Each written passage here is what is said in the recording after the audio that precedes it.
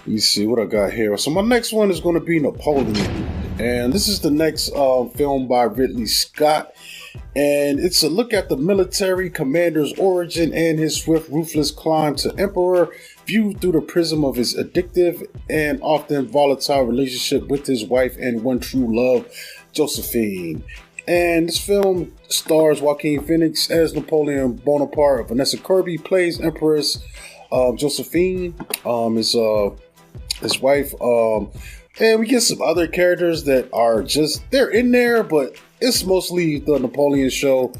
A lot of people in here, there's not any names that really stand out, other than Vanessa and Joaquin Phoenix. Those were the main faces that I recognized in this thing, you know.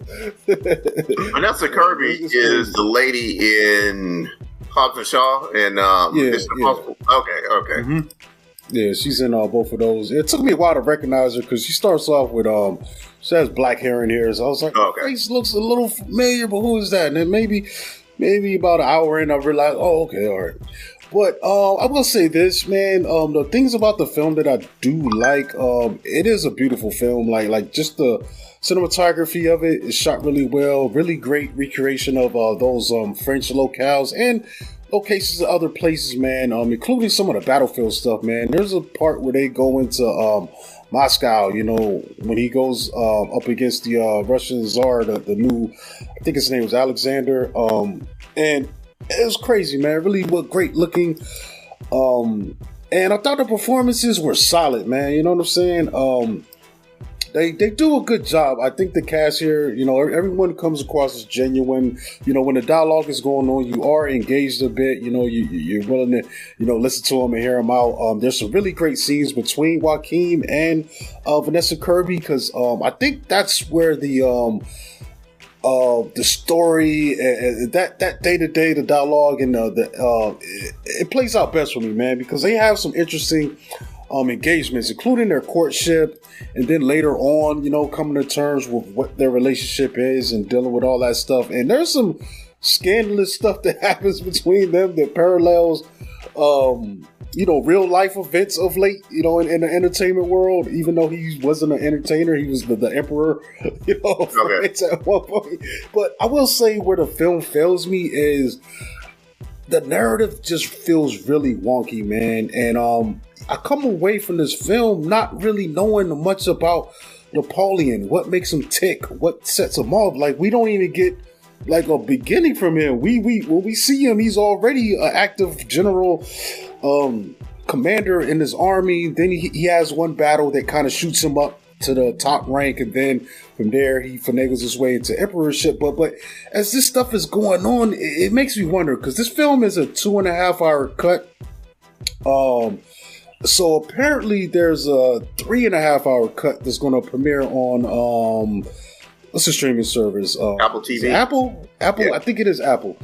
That's going to premiere on Apple, you know, and whenever, you know, I guess whenever this theatrical run is over. They haven't decided when it's going to be over, so I guess they're just waiting to see how long, you know, it's going to make sense to keep it out there versus, you know, when people stop going seeing it.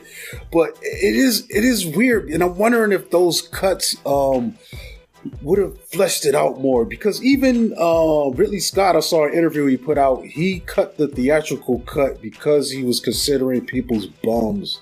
In his mind, he was like, yeah, there comes a point where it gets a little torturous to ask people to sit in their ass in the theater, so he's saving the more cohesive cut, because like I said, like, I don't think I get a sense of this guy. Like there's a point where I don't even think he's that ambitious. It feels like things just fell in his lap. Versus what I hear of historical accounts, this guy was kind of power hungry and kind of willed his way and was kind of volatile, dealing with his peers during the time. And I don't really see much of that in this film, except later on when he starts doing stuff that is obviously attempts to grab in the power. Because the thing is, man, this guy's down in history as one of the greatest military leaders alive, and there's a point where that starts messing with him. He's overly confident, you know, where in the past he's been able to outthink and outmaneuver and everyone, and that's what gave him his reputation, got him to where he was at. But then there's a point where all of a sudden France got all these enemies, and I get the sense that he wasn't the type to back down when he could have been diplomatic, because he's had these previous victories, and he just like, well, we'll just settle on the battlefield. And I don't get like none. I'm assuming all of this in my head. It's not presenting on the screen, and I think that's where the disconnect comes from me, man. And then later on, it's just this guy that's just, going from scene to scene, and it does feel like some of this stuff was truncated, man. I just detected like it just doesn't flow like in a way that makes me feel like a complete body of work, and for that I think it does take a hit, man. Because of that, I think there are parts of it that come across as really dull. It's just exposition. Like, whenever the battle scenes are great, dude. Like, man, this is some of the craziest action I've seen this year on the battlefield. And I'm thinking of, just big scale action pieces I've seen in movies this year. And this thing has some of the best, man. But when that's not happening, when Napoleon isn't interacting with Josephine, this thing just really just fails to it fails to give me a sense of this character. I think that's why you even make a film like this, to let us know this historical figure a little bit more. And that's it. I think it really fails in that department for me. It's one of these films where, as it was happening and as I was watching it, I was enjoying it, but I will probably watch the Apple cut to see what's been left out and see if it does flow better. But if that really doesn't improve my viewing experience, I don't think I'll go out of my way to check this out again or even remember it, years from now. It just doesn't really have a whole lot of that stuff. I will give him props. There is one line he said though in this thing that cracked me up, and most people in there. That's it. But it's not worth 2 hours and 38 just to get to that, But I don't know, man. I would say if you want to see it, it definitely is probably going to look best on the big screen. I wish they did give the option to the viewers to see the grand version on the big screen, but it is what it is.